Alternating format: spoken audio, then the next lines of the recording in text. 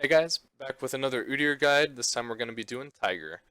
So I haven't been playing Tiger much because I hadn't found a really good build until this. We're going to be going Warrior so we can have some early ganking pressure, get that early strength.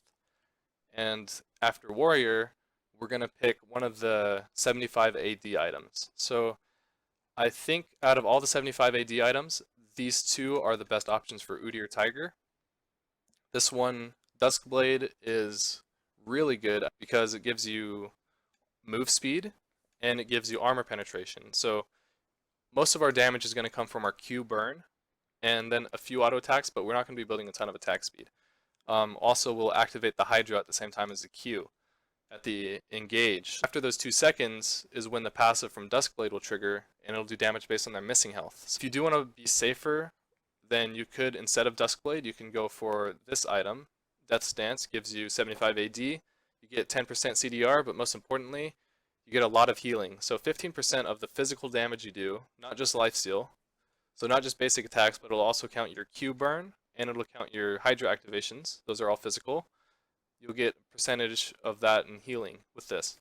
So yeah, like I said, after that, pick a Hydra based on whether you're trying to do the most damage or be a little bit tankier. And after that, you definitely need to go full tank. So here's an example of the most damage you can have in one build. Obviously Dusk Blade, and then 75 more attack damage from Ravenous. You can get the Sheen item for your armor option, and then this magic resist item also gives you a little bit extra healing from all that AD and lifesteal. So if you're trying to be tanky, you can, instead of going Duskblade, you're not going to have as much damage, so you might as well just go Death's Dance and have a lot of healing, because if you're more tanky and you can heal that health back up more, it's more valuable. Then go Titanic Hydra, of course, with an armor item and a magic resist item. The reason this isn't a Spirit Visage is because we already have 40% CDR, and that would be going over the max.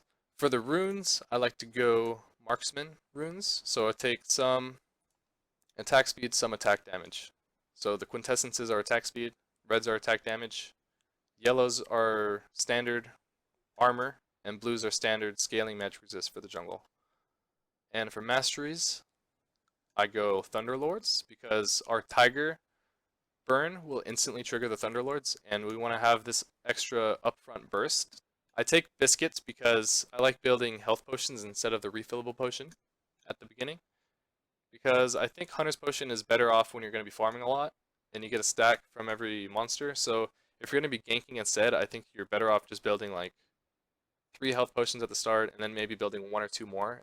If you want to know the math, 3 biscuits is going to give you 510 health. The refillable potion is just going to give you 250.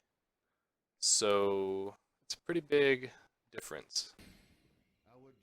So I like to start Gromp always, regardless of which side I'm on, because you get the faster clear with that poison buff, and then if you're starting blue, I think it's better because then you have that mana for the first clear, and then at the end of your clear you get red buff, which will then last for a longer duration for your ganking period.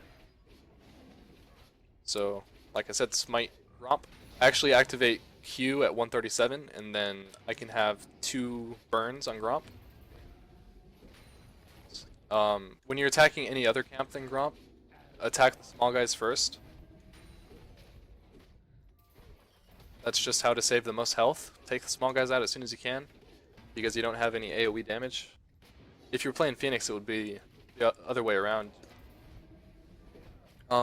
Wolves are optional. If you want to have the ganking pressure as soon as possible, just go from red buff to blue buff. But my team is pushing a lot this game, and I can't really gank this early. I can't really gap close with Udyr. I just have my flash, so they have to at least be like halfway pushed down the lane for me to actually get a chance of getting a kill. So the enemy jungler gets my mid laner, but my mid laner did get a kill.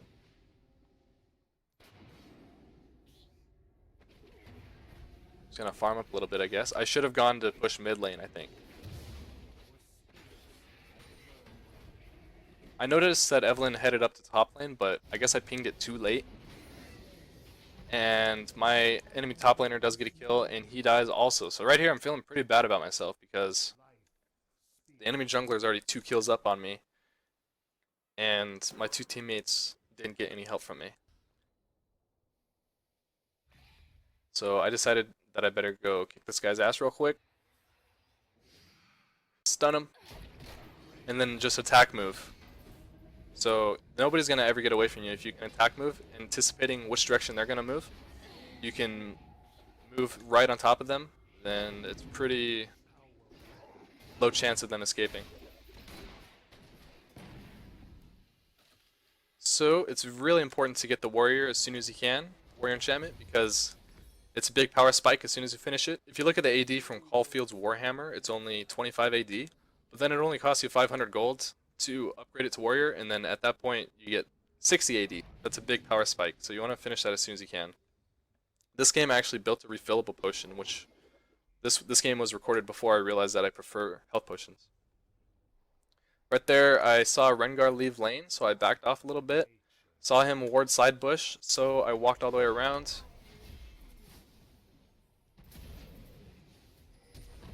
Flash bear stance is not dodgeable at all. So if you can attack or right click somebody with bear stance before you flash, and you flash right on top of them, even if they flash away, there's no way for them to dodge it.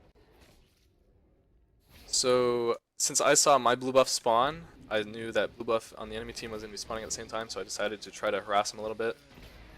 I didn't have smite up in time though. But bot lane comes and cleans up that Evelyn, and Blitz gets the blue buff. So I'm pinging my team to Dragon. It's important to get Dragon early with this build. Actually, you could solo it at level 5 with this build because it's a lot better for soloing Dragon than Phoenix. As long as you have like one longsword and enough mana to alternate Q and W while keeping your passive fully stacked, then you can solo Baron at level 5. I made a mistake buying Hunter's Potion there. First of all, it's too late in the game for it to be efficient. Secondly, I needed to save that money to get the warrior power spike as soon as possible, so I shouldn't have bought the Hunter's Potion. It was a bad idea. But here's a kill. My damage is already pretty high without much AD items yet. So I got my warrior. Since I'm doing pretty well, I'm gonna go Duskblade. So I'm gonna start with a BF sword. Right here, try to steal blue buff again. This time I got my damage, so I can take out Evelyn.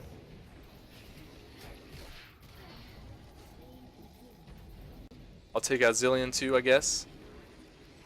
He exhausts me, so it delays his death a little bit. And then I'm trying as hard as I can to survive here. There's no way that I'm going to survive.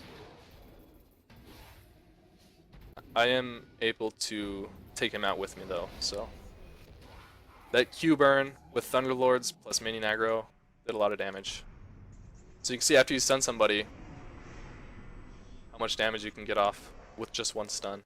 And if I had like a 1 or 200 more health, I wouldn't have even died.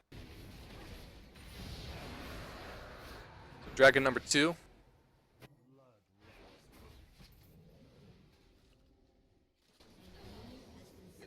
More catches. This build is best for solo catches. However, if you do once you build the Titanic Hydra or the Ravenous Hydra, you have AoE, so then you're a better team fighter and you're a better split pusher. But don't try to split push until you have an AoE item, because then your wave clear will be a lot better once you get that.